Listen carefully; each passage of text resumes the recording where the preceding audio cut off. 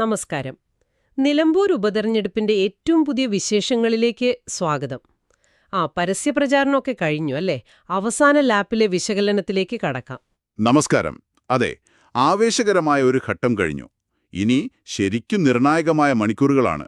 അപ്പോ നമ്മുടെ കയ്യിൽ അവസാന ദിവസത്തെ ഈ കൊട്ടിക്കലാശത്തെക്കുറിച്ചും പിന്നെ ഒരു സ്ഥാനാർത്ഥി അതിൽ നിന്ന് മാറി നിന്നതിനെക്കുറിച്ചും ചില റിപ്പോർട്ടുകളുണ്ട്. പിന്നെ ഓൺലൈൻ പ്രചാരണവും. ശരിയാണ്. അപ്പോ ഇതിലൂടെ ഒന്ന് പോയിട്ട് നിലമ്പൂരിലെ ഇപ്പോഴത്തെ ഒരു രാഷ്ട്രീയ ചിത്രം എന്താണെന്ന് മനസ്സിലാക്കാൻ ശ്രമിക്കാം. തീർച്ചയായും. ആ 21 ദിവസത്തെ ഒരു ഊർജ്ജസ്വലമായ പ്രചാരണത്തിന് ശേഷമുള്ള ഈ കൊട്ടിക്കലാശം. പക്ഷെ അതിലൊരു വ്യത്യാസം കണ്ടു. അതെ, അത് ശ്രദ്ധേയമാണ്. ആദ്യം നമുക്ക് ആ കൊട്ടിക്കലാശത്തെക്കുറിച്ച് തന്നെ പറയാം.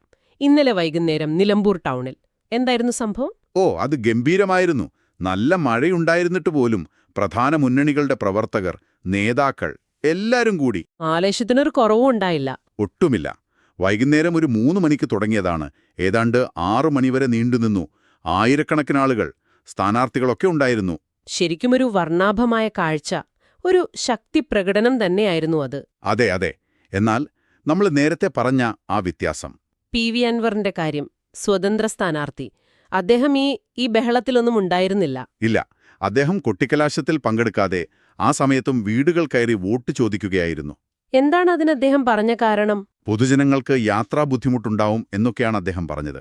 ടൗണിലെ തിരക്ക് ഒഴിവാക്കാൻ വേണ്ടിയാണെന്ന്. ഇതിനെ എങ്ങനെ കാണണം? ഇതൊരു തന്ത്രമാണോ? മനഃപൂർവ്വം മാറി നിന്നതാണോ? അതൊരു സാധ്യത തള്ളിക്കളയാൻ പറ്റില്ല. ശരിക്കും ഒരു പരമ്പരാഗത രീതിയിൽ നിന്ന് വ്യത്യസ്തമായിട്ടുള്ള ഒരു സമീപനമാണിത്. ഒരുപക്ഷേ ആ അവസാന മണിക്കൂറുകളിൽ നേരിട്ട് വോട്ടർമാരെ കാണുന്നതാണ് കൂടുതൽ പ്രയോജനം ചെയ്യുക എന്ന ചിന്തയാവാം. അല്ലെങ്കിൽ തനിക്ക് അണികളുടെ ബഹളമില്ലാതെ തന്നെ ജനങ്ങളുമായി ഒരു ബന്ധമുണ്ട് എന്ന് കാണിക്കാനുള്ള ശ്രമം. അതുമാവാം. ഇതൊക്കെ ഓരോ തന്ത്രങ്ങളാണ്. ഇതിന്റെയൊക്കെ ഫലം നമുക്ക് തെരഞ്ഞെടുപ്പ് കഴിയുമ്പോഴേ അറിയാൻ പറ്റൂ.